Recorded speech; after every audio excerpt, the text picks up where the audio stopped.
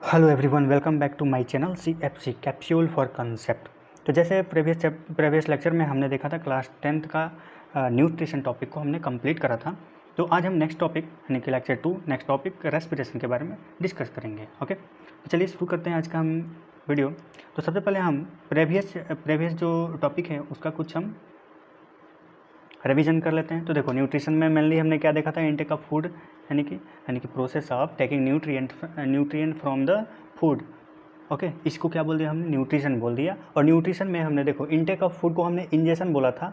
Okay, ingestion कहाँ से होगा, जिस माउथ में फूड इंटर किया तो थ्रू ओइसोफेगस ये कहाँ तक पहुँचेगा, कहाँ पे पहुँचेगा, स्टोमक में पहुँचेगा। ये हो गया तुम्हारा ओइसोफेगस। ओके, और ये पोर्शन तुम्हारा स्टोमक हो गया। ये क्या हो गया, लीवर हो गया। ये एक हम ओवरव्यू देख रहे हैं। ये क्या हो गया, पैनक्रियाज हो गया। ओके, और ये चीज़ हो गया तुम्हारा स्मॉल इंटेस्टाइन, ये स्मॉल इंटेस्टाइन हो गया। ओके, और ये पोर्शन हो गया तुम्हारा large intestine. Okay, large intestine. Okay, ये एनस हो गया। और ये जो पोर्शन जो है, फूला हुआ पोर्शन जो है, इसको हम बोल देंगे सिक्कम। ओके, तो सिकम क्या है, सिकम जो होता है ना, ये वेस्टिजियल ऑर्गन होता है। क्या होता है, वेस्टिजियल ऑर्गन होता है। एक मिनट, यहाँ पे एक स्वेलन स्ट्रक्चर होता है। देखिए, यहाँ पे एक स्वेलन स्ट्रक्चर होता है। अब इस स्ट्रक्चर को हम क्या बोलते हैं, मिनट, ये जो स्ट्रक्चर होता है ना,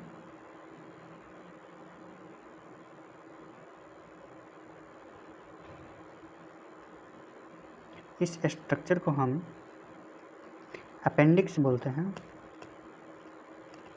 सिकम के जस्ट नीचे एक स्वेलन स्ट्रक्चर होता है, फिंगर लाइक स्ट्रक्चर, इसको हम अपेंडिक्स बोलते हैं।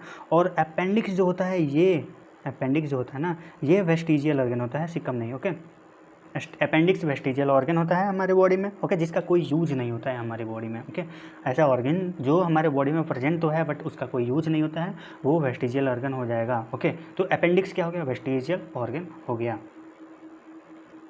थ्रू ओरल कैविटी में पहले टिथ के थ्रू क्या होगा, मैस्टिकेशन होगा, और स्लाइवा के साथ टोंग जो है ना, स्लाइवा और जो मैस्टिकेटेड फूड को मिक्स करने में हेल्प करेगा टोंग। ओके, और स्लाइवा में एक एंजाइम हमने पढ़ा था ना, जिसका हमने नाम दिया था स्लाइवरी अमाइलेज। ओके, वो क्या करेगा, स्टार्च का डाइजेशन स्टार्ट करेगा माउथ में। केवल स्टार्च का ही डाइजेशन माउथ में स्टार्ट होता है, बाकी कोई भी चीज़ का डाइजेशन। तो अगर कोई क्वेश्चन पूछता है ना कि स्टार्च का डाइजेशन, फूड में जो स्टार्च होता है उसका डाइजेशन स्टार्ट कहाँ पे होता है, तो माउथ में होता है। ओके, और उसके बाद देखो, यहाँ तो माउथ में स्टार्च का डाइजेशन स्टार्ट हो गया, उसके बाद फूड कहाँ पे जाएगा, फारिंग्स से होते हुए ये जो जंक्शन है, इसको हम, ये वाला जंक्शन को हम क्या बोलेंगे, फारिंग्स बोलेंगे। जहाँ पे दोनों एयर पाइप और फूड पाइप दोनों ही आकर के मिलता है ना, वहाँ पे हम उस जंक्शन को फारिंग्स बोलते हैं। उसके बाद फारिंग्स से वो ओसोफेगस में जाता है। ओके, ओसोफेगस में क्या होता है, कोई डाइजेशन नहीं होता है, एक मूवमेंट होता है ऐसे करके। यहाँ पे अगर फूड है ना, तो यहाँ ऐसे फुला हुआ रहेगा, फिर ये क्या हो जाएगा, यानी कि रिलैक्सेशन कॉन्ट्रैक्शन का एक सक्सेसिव रिलैक्सेशन कॉन्ट्रैक्शन मूवमेंट से वो मूव करेगा, जिसको हम पेरिस्टाल्टिक मूवमेंट बोलते हैं। और ओसोफेगस से एंट्री किस में करेगा, वो स्टोमक में। फिर स्टोमक में तीन चीज़ सेक्रेट होता है, HCl। स्टोमक में क्या क्या सेक्रेट होता है, HCl हो गया, पेप्सिन हो गया, और म्यूकस होता है। तो HCl जो होता है ना, देखो पेप्सिन जो होता है ना, वो इनएक्टिव फॉर्म में प्रेजेंट होता है, यानी कि पेप्सिनोजन क्या होता है, पेप्सिनोजन के फॉर्म में प्रेजेंट होता है। और इसी पेप्सिनोजन को पेप्सिन में कन्वर्ट करता है कौन, HCl। और HCl का pH कितना होता है, लगभग 1.2 के आसपास, 2 to 3, मान लो 2 to 3 pH होता है। तो वो स्टोमक के pH वैल्यू कितना बना देता है, 2 to 3, यानी कि एसिडिक मीडियम बना देता है। और देखो, जब एसिड जो होगा तो स्टोमक को हम भी पहुंचा सकता है ना, तो उससे, इस एसिड से बचाने के लिए इसके पास म्यूकस होता है। एसिड से बचाने के लिए स्टोमक के पास क्या होता है, म्यूकस लेयर होता है। ओके, म्यूकस होता है जो कि गॉबलेट सेल से सिक्रेट होता है। ओके, तो अब ये म्यूकस क्या कर रहा है, स्टोमक के जो इनर लेयर जो है उसको बचा रहा है, स्टोमक को एसिड से बचा रहा है कौन, म्यूकस। ओके, अब ये एसिड आखिर में स्टोमक में होता क्यों है, पेप्सिनोजन को पेप्सिन में कन्वर्ट करना, क्योंकि पेप्सिनोजन जो है ना, अपने इस इनएक्टिव फॉर्म में प्रोटीन को तोड़ नहीं सकता है, सिंपल फॉर्म में कन्वर्ट नहीं कर सकता है, इसलिए इसको पेप्सिन में कन्वर्ट करना होता है। यही वजह है कि HCl स्टोमक में रहता है। ओके, और HCl का और क्या काम है, वो बैक्टीरिया को किल करता है। ओके, तो ये दो फंक्शन हो गए एसिड का। ओके, अब देखो पेप्सिनोजन जब कन्वर्ट हो जाएगा पेप्सिन में, तो वो प्रोटीन को तोड़ेगा किसमें, पेप्टून्स और प्रोटीएजेज में तोड़ेगा। यहाँ पे प्रोटीन का डाइजेशन हो गया, तो प्रोटीन का डाइजेशन अगर पूछे सबसे पहले कहाँ पे स्टार्ट होता है तो क्या बोलोगे, स्टोमक में स्टार्ट होता है। और स्टार्च का कहाँ हुआ, माउथ में, और प्रोटीन का कहाँ हुआ, स्टोमक में। ओके, और कुछ स्मॉल अमाउंट में लाइपेज भी यहाँ पे सिक्रेट होता है। ओके, अब देखो, अब फूड यहाँ पे जो ये देखो सेमी डाइजेस्टेड होगा, हेमी डाइजेस्टेड होगा ना फूड, यानी कि पार्शियली डाइजेस्टेड फूड यहाँ पे स्टोमक में होता है, कुछ घंटों के लिए यानी कि 3 से 4 घंटों के लिए यहाँ पे स्टोर होता है। उसके बाद वो मूव करेगा कहाँ पे, इंटेस्टाइन में, स्मॉल इंटेस्टाइन में। अब देखो, चूंकि देखो ये जो है स्टोमक में एसिडिक मीडियम है, तो फूड कैसा होगा, एसिडिक होगा। अब देखो एसिडिक मीडियम, लेकिन इंटेस्टाइन में किस टाइप का फूड जो होता है, यानी कि ऐसे जूस जो होता है ना, डाइजेस्टिव जूस जो होते हैं, जो बेसिक मीडियम में ही रहना यानी कि वर्क करना पसंद करते हैं। ओके, केवल बेसिक मीडियम में ही वर्क करते हैं। इसलिए पैनक्रियाज जो है, लीवर के पास क्या होता है, बाइल जूस होता है। बाइल, लीवर क्या सेक्रेट करता है, बाइल जूस सेक्रेट करता है। और बाइल जूस क्या करता है, जो फैट जो होता है ना उसको कन्वर्ट करता है सिंपलर फॉर्म में, ताकि इस पे लाइपेज एक्ट कर सके। इमल्सिफिकेशन कराता है। कौन इमल्सिफिकेशन कराता है, यानी कि देखो जैसे बाइल जैसे लाइप ये जो है ना, क्या बोलते हैं, फैट मॉलिक्यूल बड़ा होगा ना, इसको सिंपलर छोटे छोटे मॉलिक्यूल में कन्वर्ट कर देगा। कौन, बाइल जूस। इसको इमल्सिफिकेशन बोलेंगे, ताकि इस पे एक्ट करे, ये छोटे छोटे जो पार्ट बने हैं ना, इस पे एक्ट करे लाइपेज और इसको सिंपल एब्जॉर्बेबल फॉर्म में कन्वर्ट करे, ग्लिसरॉल और फैटी एसिड में कन्वर्ट कर सके। ओके, ये काम होता है बाइल जूस का। ओके, कुछ बाइल साल्ट्स भी इससे लीवर जो होता है सेक्रेट करता है। ओके, अब पैनक्रियाज का क्या काम होता है, अब पैनक्रियाज का काम होता है यानी कि इसके पास कुछ डाइजेस्टिव एंजाइम होते हैं और कुछ और बाइकार्बोनेट आयन भी सेक्रेट करता है और म्यूकस भी सेक्रेट करता है। और बाइकार्बोनेट आयन क्या करते हैं, ये बेसिक मीडियम प्रोवाइड करते हैं डिओडेनम, यानी कि स्मॉल इंटेस्टाइन का पार्ट होता है ये वाला पोर्शन, सीसेप्ट जो होता है ये डिओडेनम। ओके, यहाँ पे सेक्रेशन, तो देखो लीवर का और पैनक्रियाज का सेक्रेशन कहाँ पे आ रहा है, स्मॉल इंटेस्टाइन में, और यहीं पे वो वर्क करता है ये स्टोमक से जो आ रहा है फूड को उस पर, और उस फूड को डाइजेस्ट कराता है। देखो कंप्लीटली ये फूड कहाँ पे डाइजेस्ट हो रहा है, स्मॉल इंटेस्टाइन में डाइजेस्ट हो रहा है। ओके, और कौन कौन एक्ट कर रहा है एक साथ, पैनक्रियाज का जो पैनक्रियाटिक जूस है यानी कि डाइजेस्टिव जूस वो, और स्मॉल इंटेस्टाइन का जो डाइजेस्टिव जूस है वो, दोनों मिल करके वर्क कर रहा है स्मॉल इंटेस्टाइन में और डाइजेशन को कंप्लीट करता है। तो यहाँ हमने देख लिया कि डाइजेशन का हमने देखो पिछले लेक्चर में हमने कंप्लीट पूरे डिटेल्स में देखा था, इसमें हम केवल रिवीजन कर रहे हैं तो थोड़े थोड़े ही बता रहे हैं। तो यहाँ कंप्लीट हो गया डाइजेशन, स्मॉल इंटेस्टाइन में डाइजेशन कंप्लीट हो गया। उसके बाद एब्जॉर्प्शन प्रोसेस होता है, तो एब्जॉर्प्शन प्रोसेस कहाँ पे होगा, लार्ज इंटेस्टाइन में एब्जॉर्प्शन प्रोसेस होगा। ओके, स्मॉल इंटेस्टाइन में तो डाइजेशन कंप्लीट हो गया, लार्ज इंटेस्टाइन में एब्जॉर्प्शन होगा। ओके, उसके बाद तब जो देखो एब्जॉर्प्शन होने के बाद जो अनडाइजेस्टेड पार्ट जो होता है ना, वेस्ट प्रोडक्ट, वो एनस के थ्रू बाहर निकल जाएंगे। ओके, जिसको हम क्या बोलेंगे, ईजेशन बोलेंगे। ओके, तो ये हो गया तुम्हारा रिवीजन पिछले क्लास का। तो चलिए अब हम शुरू करते हैं रेस्पिरेशन टॉपिक, नेक्स्ट टॉपिक। तो देखो रेस्पिरेशन आखिर में होता क्या है, respiration the process of acquiring oxygen from outside the body and using it in the process of breakdown of food sources to get energy for cellular needs is called respiration। अब देखो sales को कोई भी function करने के लिए उसको energy चाहिए होता है, तो एनर्जी कहाँ से, न्यूट्रिशन से तो हमको फूड मिल गया। ओके, अब फूड से जो ग्लूकोज हमको मिला है ना, उस ग्लूकोज को तोड़ेंगे उसके बाद ही तो हमको एटीपी मिलेगा, और ग्लूकोज टूटेगा किसके प्रेजेंस में, ऑक्सीजन के प्रेजेंस में। ओके, तो ऑक्सीजन के हेल्प से यानी कि एयर के हेल्प से हम जो भी फूड आउटसाइड मिला है उसको क्या करेंगे, ब्रेक डाउन करते हैं, ताकि हम उससे एनर्जी प्राप्त कर सके जो भी सेलुलर नीड्स है उसके लिए। इस प्रोसेस को हम क्या बोल दिए, रेस्पिरेशन बोल दिए हैं। The food material taken during the process of nutrition is used in the cell to provide energy for various life processes। सही सी बात है।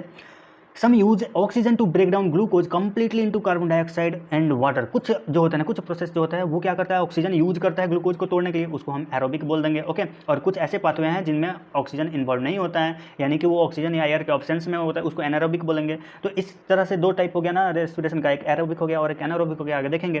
तो in all cases the first step is the breakdown of glucose, यानी कि glucose क्या होता है, 6 carbon member molecule होता है जिसको C6H12O6, ये ग्लूकोज हो गया। ओके, तो इसको 3 कार्बन मॉलिक्यूल में कन्वर्ट करना पहला स्टेप होता है, यानी कि ग्लूकोज से पहला स्टेप क्या है, ग्लूकोज से पाइरूवेट बनाना। और ये जो होता है ना ये यूनिवर्सल होता है, यानी कि जितने भी यानी कि प्रोकैरियोट यूकैरियोट जितने भी ऑर्गेनिज्म होते हैं सब में ये क्या होता है, सेम होता है। ओके, ये पाथवे जो होता है ये सेम होता है, सब यूनिवर्सल पाथवे होता है। तो in all cases the first step is the break down of glucose a 6 carbon molecule into a 3 carbon molecule pyruvate. Okay, and the process को हम क्या बोलेंगे, ग्लाइकोलाइसिस, जो कहाँ पे होगा, साइटोप्लाज्म, सभी सेल्स के साइटोप्लाज्म में होता है। ओके, तो ग्लाइकोलाइसिस कहाँ पे होता है, सेल के कौन से पोर्शन में होता है, साइटोप्लाज्म में होता है। ओके, उसमें देखो एक ग्लूकोज से कितने पाइरूवेट बनते हैं, एक ग्लूकोज से 2 पाइरूवेट बनते हैं, क्योंकि देखो पाइरूवेट 3 कार्बन मॉलिक्यूल है और ग्लूकोज 6 कार्बन, तो 6 कार्बन 3 कार्बन वाला मॉलिक्यूल होगा तब ना 6 कार्बन वाला मॉलिक्यूल बनेगा। इस तरह से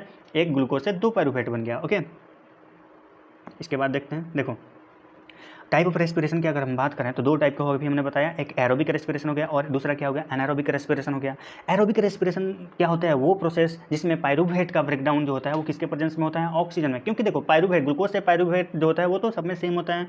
देखो ग्लूकोज से पायरुवेट जो होता है वो सब सारे में जितने भी ऑर्गेनिज्म है ना सब में सेम होता है, यानी कि यूनिवर्सल होता है। इसलिए हम पायरुवेट के बाद वाले प्रोसेस के बारे में बात करते हैं। तो aerobic respiration in the process of breakdown of pyruvate in the presence of oxygen, यदि ऑक्सीजन के प्रेजेंस में हो रहा है इसलिए इसको क्या बोल दिया, एरोबिक रेस्पिरेशन बोल रहे हैं। और ये होता कहाँ पे है, एरोबिक रेस्पिरेशन कहाँ पे होता है, माइटोकॉन्ड्रिया में होता है। माइटोकॉन्ड्रिया को क्या बोलते हैं, पावर हाउस ऑफ सेल, क्योंकि वहीं पे एनर्जी निकलता है ना। देखो वहीं पे ये क्या होगा, एरोबिक रेस्पिरेशन होगा तो रेस्पिरेशन वहाँ होगा माइटोकॉन्ड्रिया में, तो एनर्जी भी वहीं से निकलेगा। ओके, तो इसलिए एरोबिक रेस्पिरेशन कहाँ हो रहा है, माइटोकॉन्ड्रिया में हो रहा है। In this process, the 3 carbon molecule pyruvate breaks into the 3 molecules of carbon dioxide and water। अब इस प्रोसेस में एरोबिक रेस्पिरेशन में जो पायरुवेट जो होता है ना, पायरुवेट किस में कन्वर्ट होता है, 3 मॉलिक्यूल CO2 में कन्वर्ट होता है प्लस वाटर में कन्वर्ट होता है H2O। ओके, CO2 और वाटर प्लस में एनर्जी हो जाएगा। ओके, ये एरोबिक रेस्पिरेशन के केस में। ओके, और एनारोबिक में क्या होगा, देखो anaerobic respiration is the process which takes place in the absence of air. देखो चूंकि एब्सेंस ऑफ एयर और ऑक्सीजन के एब्सेंस में हो रहा है ये प्रोसेस, इसलिए हम इसको एनारोबिक रेस्पिरेशन बोलेंगे। और ये कहाँ कहाँ हो सकते हैं, ईस्ट में होते हैं और मसल सेल में होते हैं। तो ईस्ट में, अगर ईस्ट में हो रहा है तो पायरुवेट किस में कन्वर्ट करेगा, इथेनॉल और कार्बन डाइऑक्साइड में कन्वर्ट करेगा, ईस्ट में। देखो यदि ईस्ट में अगर हम बात कर रहे हैं ना, ईस्ट देखो दारू वगैरह बनाने के लिए, अल्कोहल बनाने के लिए ईस्ट का यूज करते हैं और फर्मेंटेशन वगैरह उसमें होता है। तो फर्मेंटेशन किसका एग्जाम्पल है, एनारोबिक रेस्पिरेशन का एग्जाम्पल है फर्मेंटेशन। यहाँ पे सीधे डायरेक्ट लिख दो ना, FER fermentation. Okay, fermentation east में होता है, इन ईस्ट। इससे क्या हो जाएगा, इससे पायरुवेट से, देखो ग्लूकोज से पायरुवेट बना और पायरुवेट से क्या बन गया, इथेनॉल प्लस एनर्जी। और एनर्जी किस फॉर्म में आता है, एनर्जी जो होता है ना वो ATP के फॉर्म में होता है। और ATP क्या होता है, एडिनोसिन ट्राइफॉस्फेट होता है। ओके, तो देखो in this process pyruvate may be converted into ethanol and carbon dioxide plus CO2 भी हो जाएगा, प्लस CO2। ओके, और प्लस एनर्जी। ओके, और देखो this process takes place in yeast में होता है ड्यूरिंग फर्मेंटेशन एंड ऑल्सो। अब देखो मसल में भी होता है, एक्सरसाइज कर रहा हूँ और मसल्स में अगर हो रहा है ना anaerobic respiration during heavy exercise करते हैं ना, तो देखो अचानक से कभी तुम एक्सरसाइज करते हो ना, कभी पहली बार एक्सरसाइज करते हो तो उसके एक दिन बाद क्या होता है, पूरे बदन दर्द करने लगता है। क्यों, क्योंकि हैवी एक्सरसाइज के वजह से क्या होता है, उसमें लैक्टिक एसिड बन जाता है और लैक्टिक एसिड बनने की वजह से ही आपकी बॉडी में पेन होता है। ओके, तो वहाँ पर भी एनारोबिक रेस्पिरेशन ही होता है ड्यूरिंग एक्सरसाइज मसल्स में। ओके, तो एक स्टेप देख लो, ये यूनिवर्सल स्टेप है, सेम इन ऑल ऑर्गेनिज्म। सारे ऑर्गेनिज्म में क्या होता है, ये सेम होता है। तो ग्लूकोज चूंकि 6 कार्बन मॉलिक्यूल है ना, ये किस में कन्वर्ट होता है, इन साइटोप्लाज्म में ये प्रोसेस होता है। और ये पायरुवेट यानी कि 3 carbon molecule plus energy, okay, pyruvate में कन्वर्ट होता है। और इस प्रोसेस को क्या बोल देते हैं, इस प्रोसेस को ग्लाइकोलाइसिस बोलते हैं। क्या बोलते हैं, ग्लाइकोलाइसिस। ओके, अब देखो पायरुवेट 3 तरह से, अब देखो पायरुवेट जो है ना 3 तरह से कन्वर्ट हो सकता है, आगे का पाथवे 3 तरह से हो सकता है। पहला, इन एब्सेंस ऑफ ऑक्सीजन, यानी कि ईस्ट में अगर हो रहा है ना तो इसको हम क्या बोलेंगे, फॉर्मेंटेशन बोलेंगे। और इसमें क्या प्रोड्यूस होगा, इथेनॉल, CO2 और एनर्जी। ओके, और इथेनॉल 2 कार्बन मॉलिक्यूल होता है, C2H6OH। ओके, और वही लैक्टिक, देखो अब वही ऑक्सीजन के ऑप्शंस में यदि मसल सेल्स में, हमारे मसल सेल्स में हो रहा है एनारोबिक रेस्पिरेशन, तो उसमें क्या होगा, लैक्टिक एसिड और एनर्जी बनेगा। लैक्टिक एसिड 3 कार्बन मॉलिक्यूल होता है। ओके, और वही ऑक्सीजन के प्रेजेंस में हो रहा है तो जाहिर सी बात है एरोबिक होगा। और एरोबिक होगा तो क्या होगा, माइटोकॉन्ड्रिया में होगा, उसमें CO2, वाटर और एनर्जी प्रोड्यूस होगा। ओके, तो ये क्या हो गया, ब्रेक डाउन, ग्लूकोज का ब्रेक डाउन हो गया बाई वेरियस पाथवे। ओके, तो ये दोनों जो पाथवे हैं, देखो ये दोनों जो पाथवे हैं, ये क्या हो गया तुम्हारा, एनाएरोबिक हो गया, एनाएरोबिक रेस्पिरेशन। ओके, और ये जो पाथवे है ये क्या हो जाएगा, एरोबिक रेस्पिरेशन। ओके, ये एरोबिक और ये एनारोबिक हो गया। ओके, इसके बाद देखते हैं, देखो अब एनारोबिक और एरोबिक में अगर हम डिफरेंस का बात करें तो देखो, तो सबसे पहले हम एरोबिक रेस्पिरेशन देखते हैं। तो देखो एरोबिक रेस्पिरेशन ऑक्सीजन के प्रेजेंस में होता है। Okay, takes place in presence of oxygen. इसमें क्या होता है, कंप्लीट ब्रेकडाउन होता है, फूड का कंप्लीट ब्रेकडाउन अकर्स होता है। ओके, और एंड प्रोडक्ट जो होता है CO2 और H2O होता है, इसका end product. It takes place in cytoplasm and inside mitochondria. ये कहाँ पे होता है, साइटोप्लाज्म और माइटोकॉन्ड्रिया के अंदर होता है। ओके, और यहाँ पे मोर एनर्जी जो होता है रिलीज होता है, और एनर्जी किस फॉर्म में होता है, ATP के फॉर्म में। अब एरोबिक जो होता है, देखो सॉरी, एनारोबिक रेस्पिरेशन में क्या होता है, it takes place in absence of oxygen. देखो सबसे पहले तो लिखेंगे कि ऑक्सीजन के एब्सेंस में होता है एनारोबिक रेस्पिरेशन। यहाँ इनकम्प्लीट ब्रेकडाउन होता है फूड का। Okay, the end product are lactic acid and और इथेनॉल एंड CO2। यहाँ पे एंड प्रोडक्ट का क्या होगा, लैक्टिक, जैसे हमने देखा ना पाथवे, अभी ग्लूकोज का ब्रेकडाउन का डिफरेंट पाथवे देखा, उसमें देखा लैक्टिक एसिड कब बनता है, इथेनॉल कब बनता है। ओके, ये एनारोबिक रेस्पिरेशन का एंड प्रोडक्ट है और ये कहाँ पे होते हैं, मसल्स और ईस्ट में होते हैं और यहाँ पे लेस एनर्जी रिलीज होता है। अगर हम बात करें नंबर ऑफ ATP का ना, तो 2 ATP यहाँ पर रिलीज होता है और 36 ATP यहाँ पे यूज होता है। ओके, यहाँ पे 36 देखो, एरोबिक में 36 ATP होता है और एनारोबिक में 2 ATP रिलीज होता है। ओके, इसके बाद देखते हैं, अब देखो human respiratory system. Human respiratory system क्या होता है, human respiratory system, the respiratory route of air in the respiratory tract of human is. अब देखो हमारे बॉडी में, ह्यूमन का जो रेस्पिरेटरी ट्रैक्ट है उसमें एयर का रूट क्या होता है, रेस्पिरेटरी रूट क्या होता है, तो सबसे पहले नोस्ट्रिल्स हो गया, यानी कि आउटसाइड जो ओपनिंग जो होता है ना नोज का, वहाँ से सबसे पहले नोज हो गया, उसके बाद नोज से कहाँ जाएगा, फारिंग्स, फारिंग्स कहाँ हो गया, एयर पाइप और फूड पाइप का जंक्शन हो गया, और फारिंग्स से कहाँ पे जाएगा, वो लारिंग्स में जाएगा। ओके, लारिंग्स से ट्रैकिया और फिर ट्रैकिया से एल्वुलाई। ओके, एल्वुलाई क्या होता है, बैलून लाइक स्ट्रक्चर होता है जो कि लंग्स में पाया जाता है। ओके, जहाँ पे एक्सचेंज ऑफ गैसेज अकर होता है, तो मेन साइड जो होता है ना गैसेज एक्सचेंज का, वो क्या हो गया, एल्वुलाई हो गया। देखेंगे आगे हम, तो देखो अब जो कार्टिलेज, सॉरी, ये जो ट्रैकिया होता है, ट्रैकिया में सी शेप्ड रिंग होता है, जैसे ट्रैकिया हो गया ना, तो ऐसे इसमें सी शेप्ड रिंग होते हैं और ये सी शेप्ड रिंग जो होते हैं इसको ट्रैकिया के जो है ना एयर पाइप, इसको कोलैप्स होने से बचाता है। तो the rings of cartilage are present in the throat, यानी कि रिंग्स जो है ना कार्टिलेज का प्रेजेंट होता है थ्रोट में, these ensures that the air passage does not collapse. Okay, within the lungs, अब लंग्स के अंदर अगर हम बात करें तो the passage divides into smaller and smaller tubes में डिवाइड करता है। लंग्स के अंदर जो पैसेज जो होता है ना, अब ये ट्रैकिया आ गया, ट्रैकिया और अंदर जाएगा तो ऐसे डिवाइड करेगा, फिर ये ऐसे डिवाइड कर जाएगा, फिर आगे जाएगा तो ये ऐसे डिवाइड कर जाएगा, ऐसे डिवाइड तो होते जाएंगे लंग्स में। ओके, लंग्स में डिवाइड होते जाएंगे ये, और फाइनली ये टर्मिनेट करता है एक बैलून लाइक स्ट्रक्चर में जिसको हम एल्वुलाई बोलते हैं, जहाँ पे गैसियस एक्सचेंज अकर्स होता है। यहाँ पे अगर हम लंग्स का बात करें तो ऐसे लंग्स हो जाएगा। ओके, 2 लंग्स होते हैं।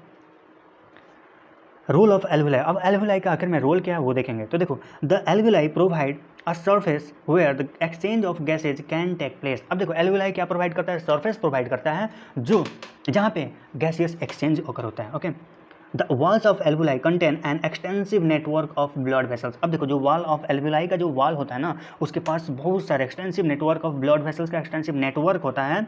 द ब्लड ब्रिंग्स, अब देखो जो ब्लड जो होता है ना वो पूरे बॉडी से CO2 लेकर के आएगा from the rest of the body for release into, ताकि वो बॉडी जो सॉरी वो पूरे बॉडी से CO2 को लेकर के आएगा और फिर वो लंग्स में रिलीज हो जाएगा, यानी कि एल्वुलाई में रिलीज हो जाएगा। एंड द ऑक्सीजन जो होता है, एल्वुलर एयर में जो ऑक्सीजन होता है, वो ऑक्सीजन कहाँ चला जाता है, ब्लड में चला जाता है और उसी ब्लड के थ्रू पूरे बॉडी में चला जाता है ऑक्सीजन। ओके, इसको हम डिटेल्स में अभी देखेंगे, इसके पहले और देख लेते हैं क्या होता है। तो देखो, in human being the respiratory pigment जो क्या होता है, हेमोग्लोबिन होता है। ह्यूमन बींग में रेस्पिरेटरी पिगमेंट क्या होता है, हेमोग्लोबिन होता है, which has a very high affinity for oxygen. अब हेमोग्लोबिन के पास क्या होता है, ऑक्सीजन की तरफ बहुत ज़्यादा एफिनिटी होता है और इस प्रकार वो ऑक्सीजन के ट्रांसपोर्ट में हेल्प करता है। This pigment is present in the red blood corpuscle.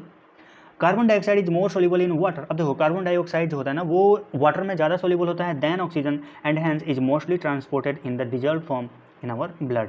देखो कार्बन डाइऑक्साइड वाटर में ज़्यादा सोल्यूबल होता है ऑक्सीजन के कंपैरिजन में, और यही वजह है कि ये डिजॉल्व फॉर्म में ज़्यादा ट्रांसपोर्टेड होता है बॉडी में। ओके, ब्लड में।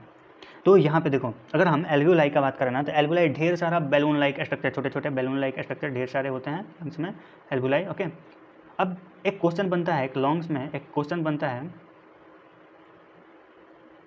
कि आखिर में ये जो एल्वुलाई होते हैं ये ढेर सारे क्यों होते हैं बैलून लाइक स्ट्रक्चर, एक ही बैलून बड़ा बैलून लाइक स्ट्रक्चर क्यों नहीं होता है, क्योंकि मोर सरफेस एरिया प्रोवाइड करता है डिफ्यूजन ऑफ गैस के लिए, यानी कि ऑक्सीजन के डिफ्यूजन के लिए, ऑक्सीजन और कार्बन डाइऑक्साइड के डिफ्यूजन के लिए ज़्यादा सरफेस एरिया चाहिए।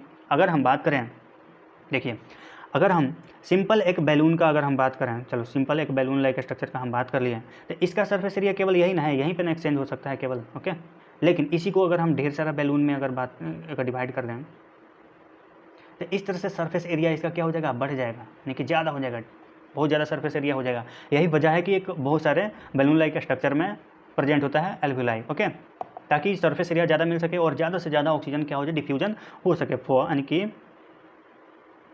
For more diffusion of gases के लिए। ओके, ये हो गया।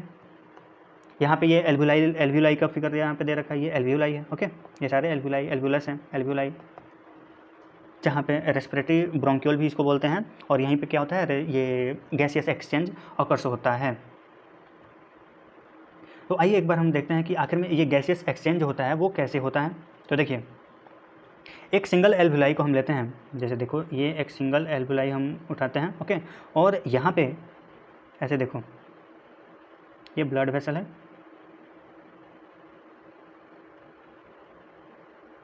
ओके, और यहाँ पे ढेर सारे कैपिलरीज आ गए।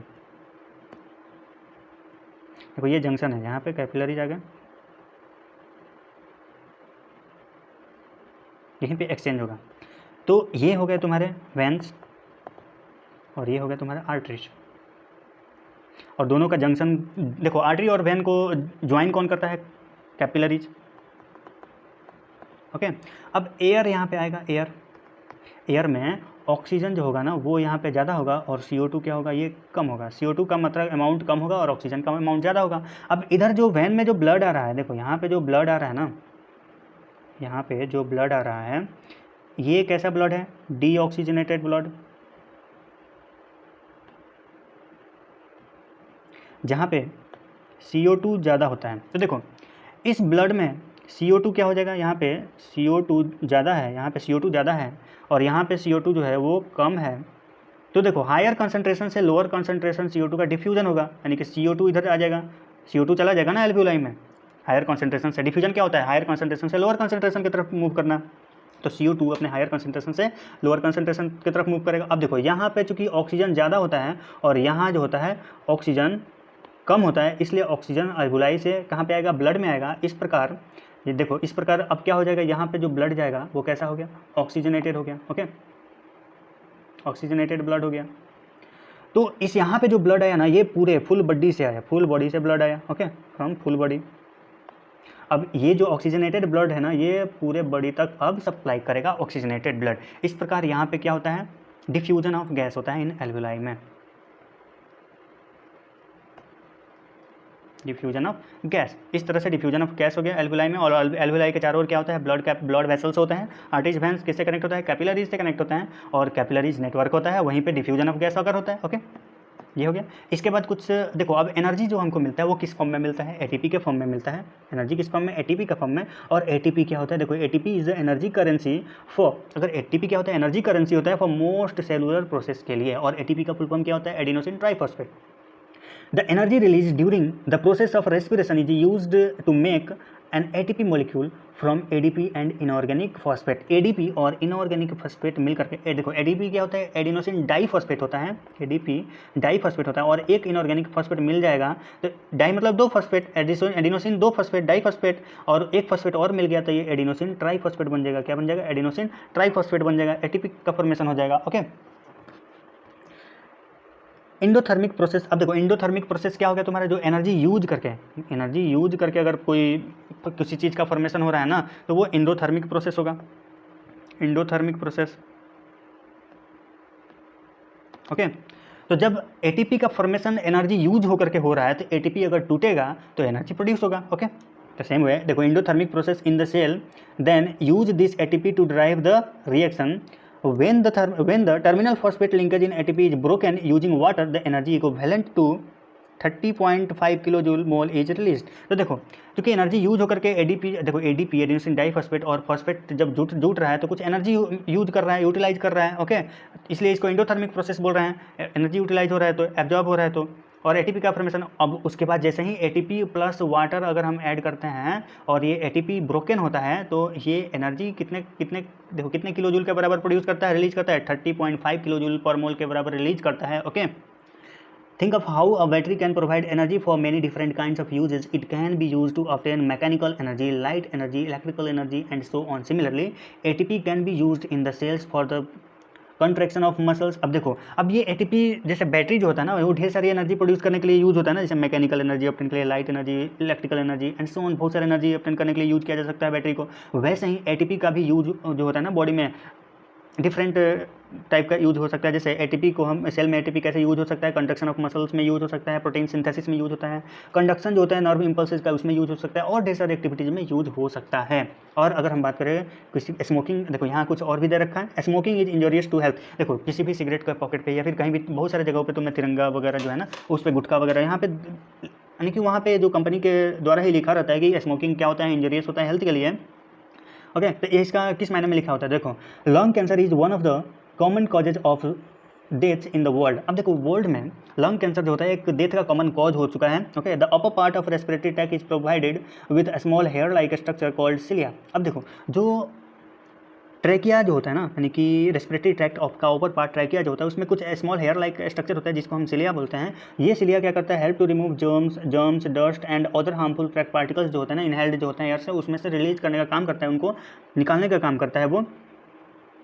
Smoking destroy these hairs. अब स्मोकिंग अगर करोगे ना तो वो ट्रैकिया जो होता है ना उसमें जो सिलिया होता है उसको क्या करता है, डिस्ट्रॉय कर देता है। अब वो डिस्ट्रॉय होगा तो डस्ट वगैरह वहाँ पे क्या हो जाएंगे, जमा हो जाएंगे और लंग्स के एल्वुलाई में भी चले जाएंगे और इस प्रकार वो एल्वुलाई को भी डिस्ट्रॉय करेंगे। स्मोकिंग जो होता है destroy these hair like hair due to which germs dust smoke and all harmful chemicals enter lungs and cause infection and cough and even lung cancer cause कर सकते हैं और इस प्रकार वो डेथ भी कॉज कर सकते हैं। ओके, तो ये हो गया आपका आज का टॉपिक रेस्पिरेशन। और कुछ और भी अगर हम बात करें तो रेस्पिरेशन देखो, जो भी एक्वेटिक एनिमल्स में रेस्पिरेशन जो होता है वो उनके लिए डिफरेंट स्ट्रक्चर होता है, यानी कि ऑक्सीजन जो होता है वाटर में डिजॉल्व होता है वो यूज करते हैं वो, क्योंकि वो डायरेक्ट ऑक्सीजन यूज नहीं कर सकते हैं। ओके, तो एक्वेटिक एनिमल्स में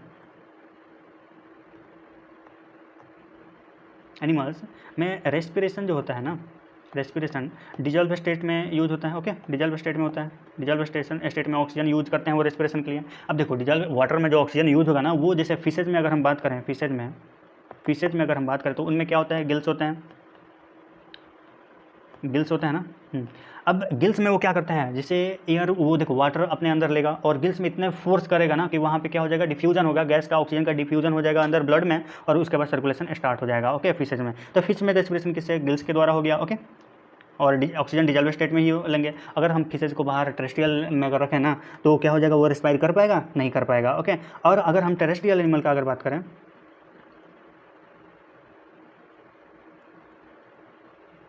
इनमें अलग अलग जो एनिमल्स है, ऑर्गेनिज्म है, उनमें अलग अलग ये रेस्पिरेटरी ऑर्गन्स होते हैं, अलग अलग रेस्पिरेटरी ऑर्गन्स होते हैं।